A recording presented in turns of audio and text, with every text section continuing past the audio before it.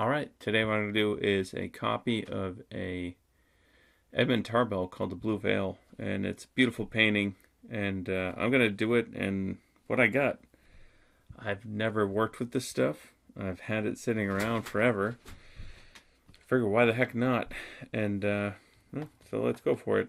I don't know much about it. It's called Crayon. I think they're crayons. It looks like they're Neocolor Aquarelle as well, and really that just means you get to watch me explore. So let's start. I'm just working on Strathmore paper here, and I'm gonna just lightly get some color down as I try to get the drawing, and really have never worked with this before, so I'm gonna just lightly block this in. It's funny because the perception of the colors are going to be all off because it's on white and I'm looking at it on something else. So alright, let's see, there's that. Let's get in here, get the face as a shape. This is a great exercise too, to just randomly take something and see what you can do with it. Alright, so there's that. Let's see what else I got here. I got this. And at the end of the day, I'm not expecting all that much here. But we'll see. There could be I don't know, there could be something nice here. Definitely making me think. What the heck is the translation over into these this medium, and then how can I make it look beautiful? Alright, and there's a delicateness to it all as well. I'm gonna try to hold on to. Of course he has. And alright, that doesn't seem right.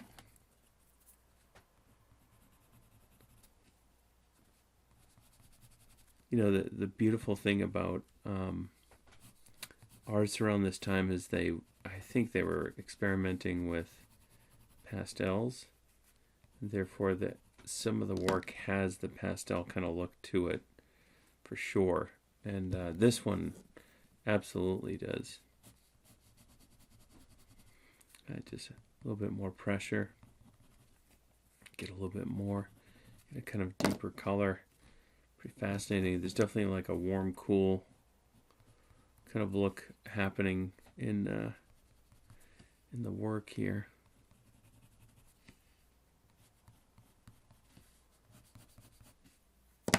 Right, and then I feel like maybe a touch of blue to play.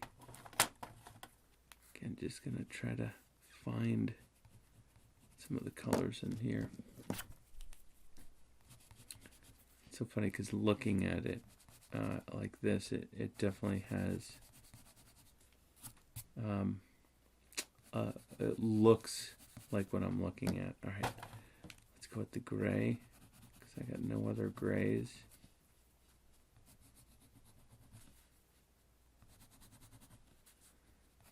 Yeah, and there's a pressure sensitivity. You can leave it open.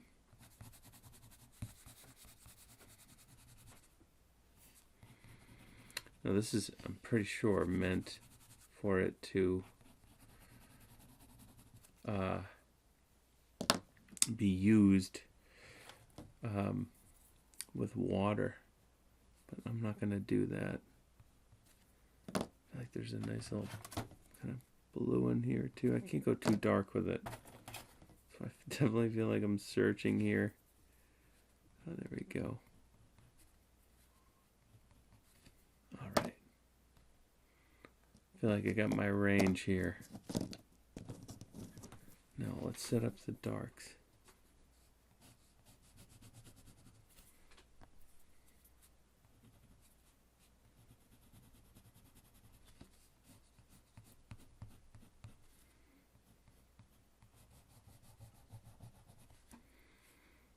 go.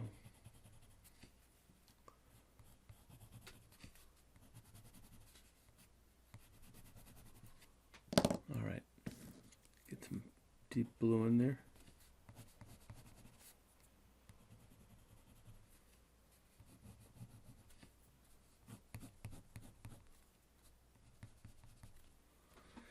All right, that's feeling better.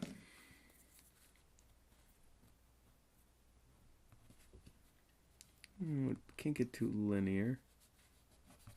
All right. There we go. I would imagine some of the kind of finding of it, especially what's going to probably make this look nice. That nice silhouette in the back.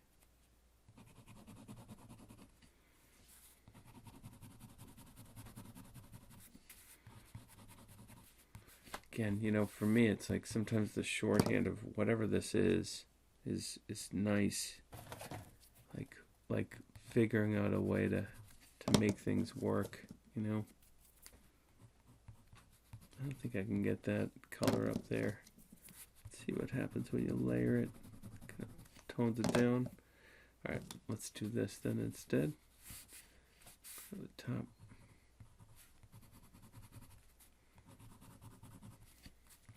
I mean, there's a complexity even to what he's doing in the work that I'm not going to be able to get in like one shot.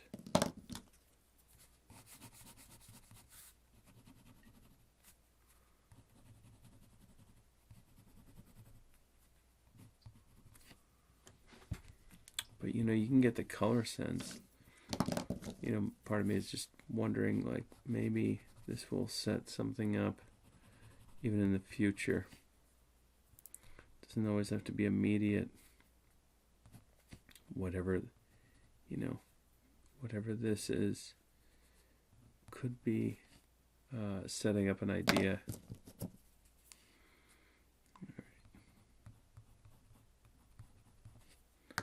Still, that feels way too like if someone gave you like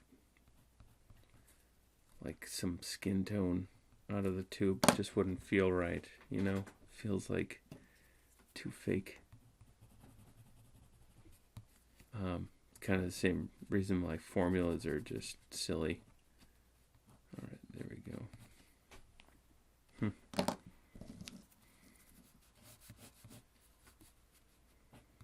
Remember one of the cool classes I took was with George Pratt. I don't know if you know who he is. The beautiful thing about him was we would watch film and you would just draw. And the beautiful thing was you just reacted instead of this idea that everything has to be too slow. It was like you just drew, and it was honest. It was just at the end of the day, that's you were what you did. It's what you did, you know. And you learn to let go, I think, a little bit. There you go. There's definitely a little blue in there. Definitely learned to let go in a beautiful way. And what that does, I think, is it allows the hand to kind of come out a little bit more instead of, you know, I think there's a whole backlash of like, don't worry about the marks and having an individual to the work yet. It'll come. But you got to work on that too. And I would say I get it from that side. Not to put too much stock before you know what you're doing. There we go. So I think it will come. It'll come with time. It'll come with repetition. Here we go. Define maybe the edge there.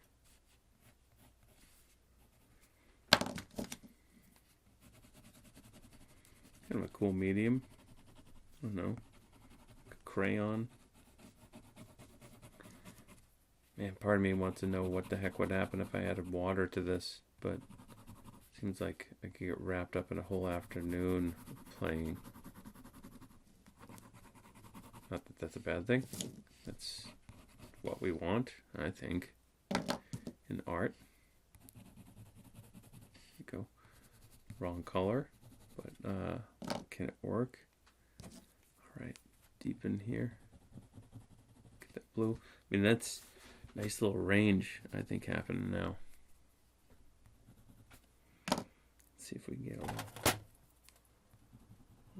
almost like vibrant blue in there. Push more than I see it. Now just intentionally playing.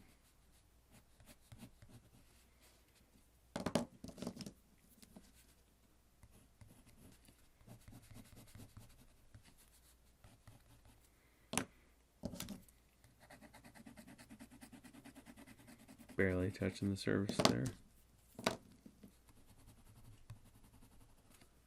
Definitely like a weird, too fake looking skin tone there. All right. Interesting. There's a little bit of pop of green too. Right up there.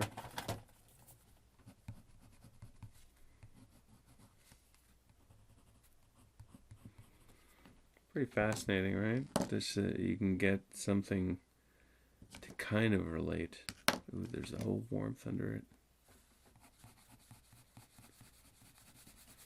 It's an oscillation back and forth between warm, cool. A lot of the old artists were doing warm, cool. That's, I think, where a lot of the echoes come from. What I talk about in the Oil Painter's Color Handbook, that, you know, there's a reason for it. I think it's a great reason, by the way. It's not being judgmental. It's more just to say that, like, there's a reason why people would say that. And for art's sake, you could totally make these decisions. Doesn't particularly mean that's what you see. I think a lot of the time we have to be able to, you don't have to do anything, but it's nice to be able to kind of paint what you see, and then after that, get into the art form, rather than just jump in and not have a skill. Being able to paint what you see gives you the skill, and then it gives you the reality to kind of work out of. I find that if you kind of go at it the other way, you may not ever get to the point where it's almost like you don't know what you're to lose. So,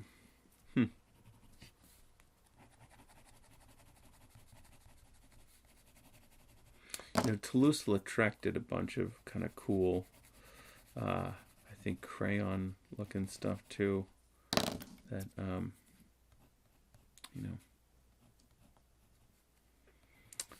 don't think it should be overlooked.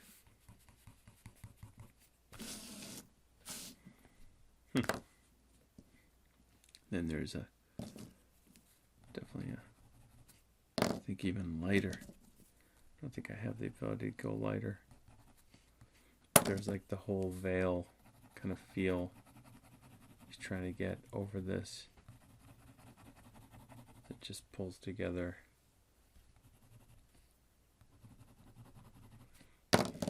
Let's see what white does.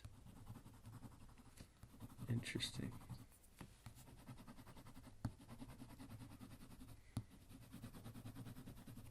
Alright, so a little darker here. The veil. A bit more blue. Make it vibrate.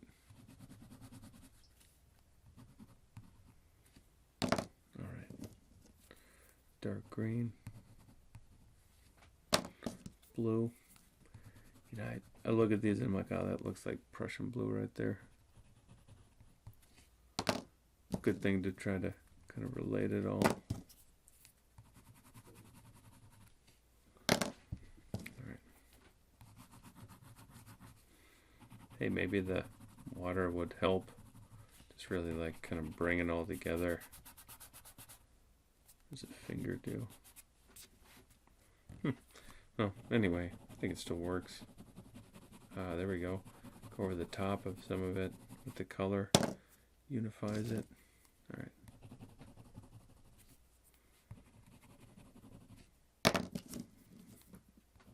So here's the thing, copying something like this is really nice, and then trying to figure out the decisions that were made is even harder because I can copy his decisions, but if I'm not actively in pursuit of trying to figure out why he made them, then I'm at the mercy of only being able to copy his work. That doesn't mean I understand it, and there's a difference, and I see that a lot. It's just like sometimes you just see copies of other people's work created. But anyway, I think that'd be even good enough for me. Let's just deepen this a little bit.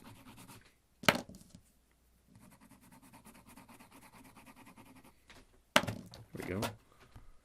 Another darker one. Oh, there we go. A little darker. The grain of it also is what's nice about this. There's like a grain picked up. Also like a hatching.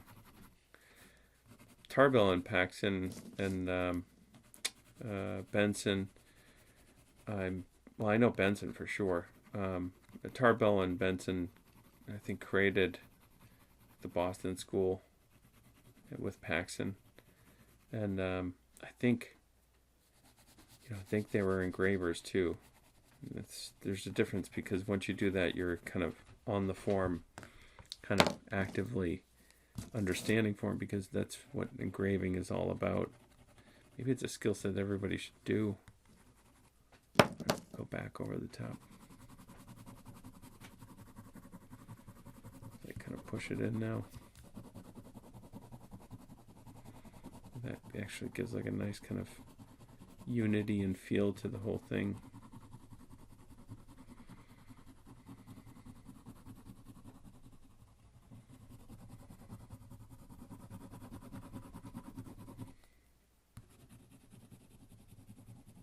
Yeah, there we go. Softens everything.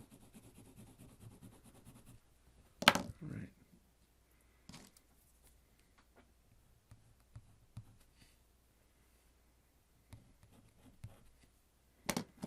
Anyway, I think that's good enough. Again, this would be like a nice little rough to put up if you could do it.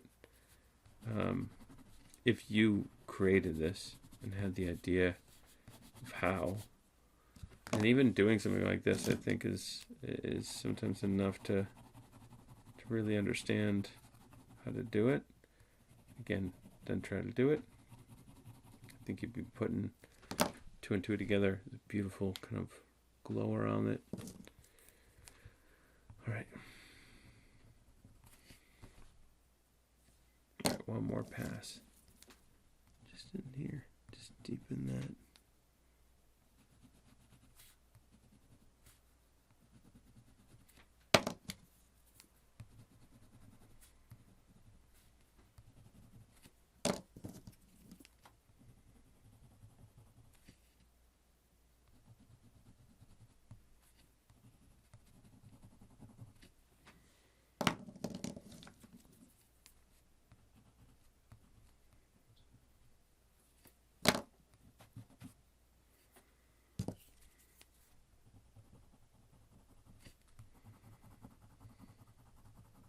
There we go.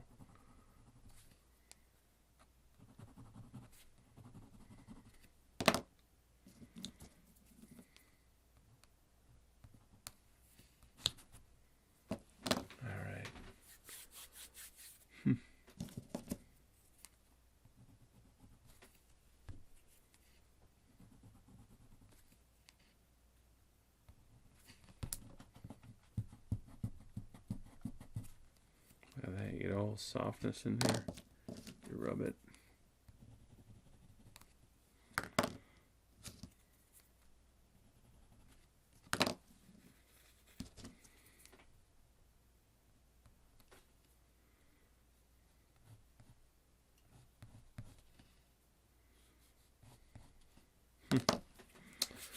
All right. One more.